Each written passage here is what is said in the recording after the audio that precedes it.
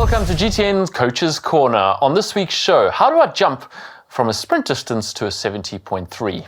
My heart rate zones are too high. Please help.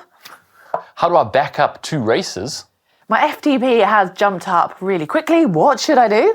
And should my long rides and runs always be zone 2? Right, straight into your questions. The first one is from 1983 Wells. Hashtag GTN Coach's Corner. Hi folks, first of all, your videos have been amazing, absolutely essential.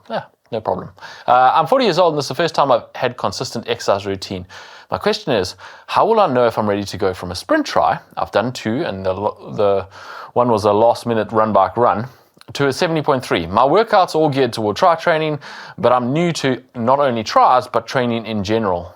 The 70.3 is in June and it's early January as I write this. Do I have time? I work full time and have lots of other commitments and interests, so I can't train like some of your pro and semi-pro viewers. Should I just give it a shot and see what happens? Okay, well, you don't have to be a pro or a semi-pro to be able to do a 70.3. You can definitely train for a 70.3 around your life and work commitments. You just need a decent program and be able to schedule it all in there. Yeah, I mean, it's brilliant that you are addressing that as early as January and giving yourself a huge amount of time, which allows, even if you don't have a huge amount of time each week, it means you can build it up gradually and allow your body to adapt and get stronger so that you definitely can do it. And lots of people will approach something crazier than this in a shorter time period. So well done for recognising already. It is definitely doable though. There are a few tips though, because a jump from a sprint to a 70.3 is a pretty big jump. So we would suggest all of your sessions don't need to be longer. This is a mistake that a lot of people make. They think that if it's triple the distance or quadruple the distance, they should quadruple all the sessions and make them all longer. You do need to bring in some longer sessions. Longer bike, longer run are going to be your key sessions, but all your sessions don't need to be longer. Consistent, shorter sessions during the week that work around your life are the solution to actually getting fitter and stronger and be ready for 70.3. Also, build your mileage fairly slowly. You'll hear the 10% rule for building your mileage. It doesn't have to be 10%. 10% is the maximum limit. If you've got from January until June, you don't need to be building at 10% each week because you will get way beyond what you need to do.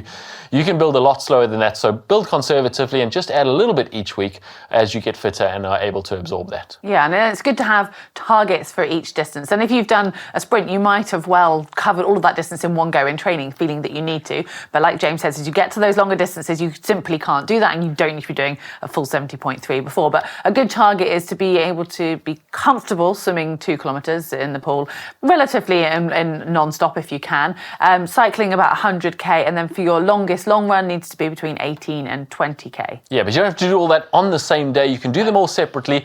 On race day, once you've tapered and you've got that race day motivation and adrenaline, putting them all together, you will be able to do that on race day. You don't have to do it beforehand. So yeah, we'd say go ahead, pull the trigger and enter that race in June. You will be ready. Promise you. Good luck. All right, our next question comes from Leonardo Pravidi in 9060. He says, hi, I'm relatively new to triathlon and I've always trained the run according to my Garmin heart rate zones calculated with my maximum heart rate percentage. Recently, I changed coach and started to take lactate tests, measuring blood samples for determining training zones and relative paces. I'm now struggling in my run workouts because when I run my easy pace, my heart rate is deep into zone 3. Should I scale down the intensity to match the heart rate zone or stay at the higher pace and heart rate? My new coach says it's normal and I should just adapt. For reference, my maximum heart rate is 198 with threshold pace of 4 minutes per K, easy run pace 440. Zone 2 is 143 to 155 beats per minute. Zone 3, 156 to 174. Thanks for the amazing content. That's a lot of numbers there, James. A lot of numbers. We're not actually sure. He doesn't really say whether Zone 3 is your new Zone 3 that you're now in, or whether it's your older max heart rate Zone 3 that you're now struggling in all the time. But your rating of perceived exertion should match pretty closely with your zones. And rating of perceived exertion is basically how hard it is. And for that, Zone 1 should be very easy. Zone 2 should be comfortable, but you can talk, but it's not really easy. Zone 3 should be working, but not painful. Zone 4 should be around that limit where it's comfortably uncomfortable. You're working and you know it. You couldn't keep this up all day, but you can keep it up for a while. And then Zone 5 is hard, really hard. Like you're working, you can't sustain that for very long. If your heart rate zones or your lactate threshold heart rate zones don't match with those rating or perceived exertion zones, your zones are probably not very accurate. It is important that you make sure that those are accurate. If they're way out and you're struggling in zone 2, zone 2 is not right, basically. I'm not sure how your coach has calculated your zones. You haven't really given us that information. But I did a bit of the maths on this, and zone 3 should really top out about 80% of your max heart rate. Now, if your max heart rate is accurate, and we're going to assume it was, your zone 3 is around 88% of your max heart rate, and your lactate threshold will be in the region of 92% of your max heart rate, which is high. I mean, that is elite level high. You wouldn't be able to get to 92% of your heart rate and not have gone over your threshold at 92% of your max heart rate. So I'm going to go out on a limb and say your heart rate zones are not accurate, and you should probably ask your coach to retest them, or just go back to rating or perceived exertion, record your heart rate and look at it afterwards, but don't actually use your heart rate to dictate for a little while you get used to what easy feels like, what comfortable feels like, what comfortably hard feels like, and what really hard feels like, so you know what those zones are. Basically, to sum it up, zone 2 shouldn't hurt. It should be comfortable. So if it's hurting, your zone 2 is probably wrong. All right, our next question is from Thulza, I don't know how you say that. GTN Coach's Corner. I love the content. I may have made a bad but fun decision. I just signed up for a full distance Xterra triathlon that is 2 weeks before a sprint trial that I had already signed up for.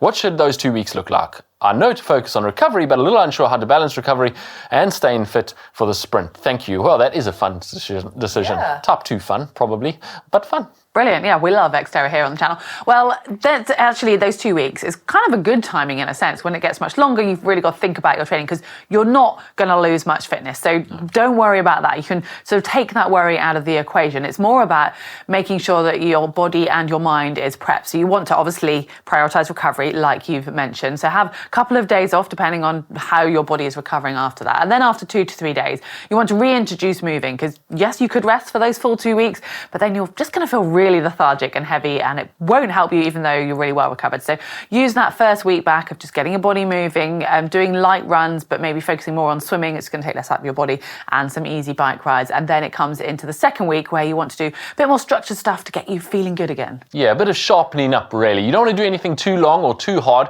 You are still going to be recovering from that Xterra, but you do want to bring that sharpness back, because you don't want to feel flat and lethargic when a sprint distance comes up. So do some shorter, sharper stuff in amongst some aerobic work, and then the last 2 to 3 days is a normal taper down to the race again, to make sure you're fresh and firing on race day. That way you won't be flat and lethargic, you will be fit and firing come race day without actually having put yourself back in a hole by trying to cram some training in those 2 weeks between the 2 races. I do think you can do both, though. I think you'll be absolutely fine, and you'll enjoy them both. Definitely. Let us know how it goes. Our next question comes from Dave Stecker. It says, since you're on the topic of indoor cycling, well, we are on the channel as a whole, I have a question regarding training following an increase in FTP.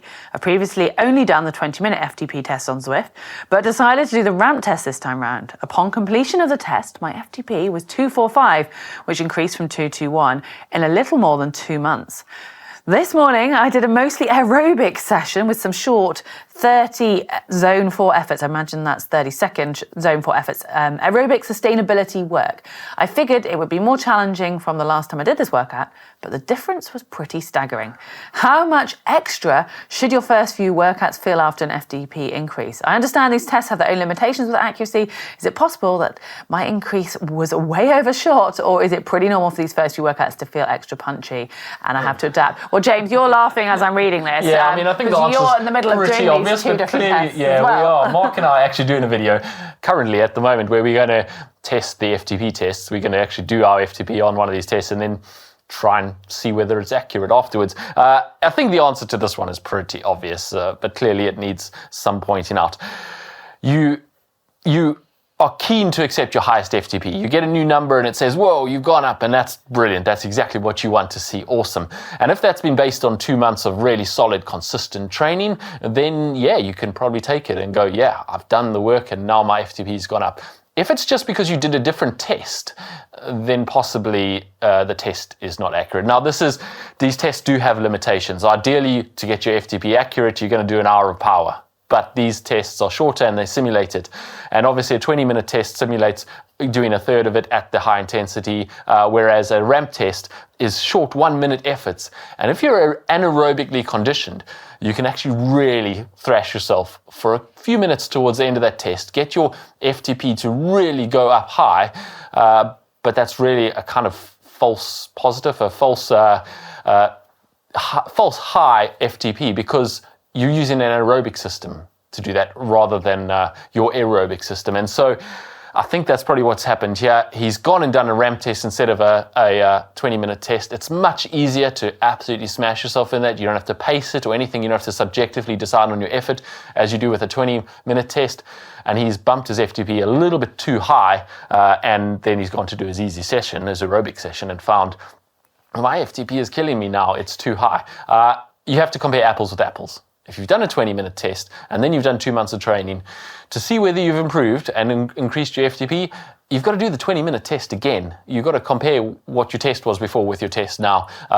Your FTP is not an absolute number that whether you do a ramp test or 8-minute test or a 20-minute test or even an hour of power is going to come up with the same number. Those tests are estimations of what your FTP would be, and some of them will have a bigger margin of error than others. Yeah, I would also just add to that you don't have to necessarily go by that exact number when you're entering it into your sessions and finding those markers. And if you have done those 2 months of solid training, then it's okay to start ramping things up a little bit. So if that means adjusting it on Zwift so that those workouts are harder, or using the bias on there so that you're just constantly pushing yourself, because if you've done 2 months of great training and then you carry on doing those same sessions, you will plateau. So you do need to continue pushing yourself, and it doesn't necessarily require an FTP test for that. Yeah, and what Zwift does do is it automatically changes your FTP if you've done one of these tests on Zwift, and you can override that. You can go back in manually onto your profile and go, whoa, no, hold on.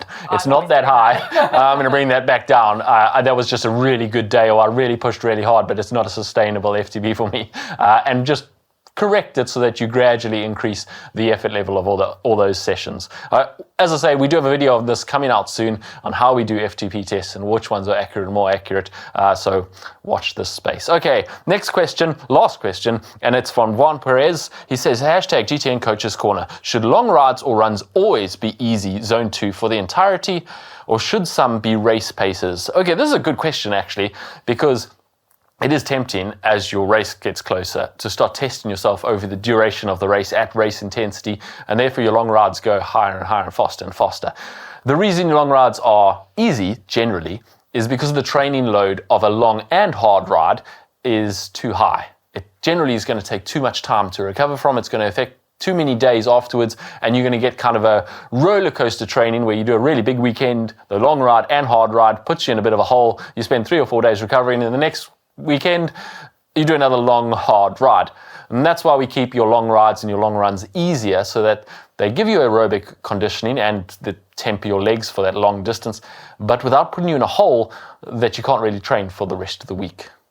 Could I just sort of slightly, not caveat that, but I guess it was almost asking the viewer that what distance are they training for? Because if it, say, is an Ironman, then your Ironman pace on the bike for the majority of age groups is not necessarily absolutely putting you in a hole, and you could be doing some blocks within that, especially if you're time constrained. So you're getting the quality out of doing some say 20-minute blocks at Ironman pace within your longer ride, and that gives you a little bit more bang for your buck. And that's personally, I've done some of that, and it's not put me in a hole. I know it's obviously different. Your intensity for an Ironman would be much harder. I used to do very long rides when I was a pro, but as I say, you've got to balance that recovery with the effort level. And if you are in a position like as a pro and you can spend Monday in bed so that you recover and you can do the rest of the week's training, absolutely, you do need to bring in some high intensity sessions, and it's great to simulate that race. But your long rides and runs are easy because of the hole that they can put you in if you do long and hard at the same time. So if you're cognizant of that when you build in your day and your week,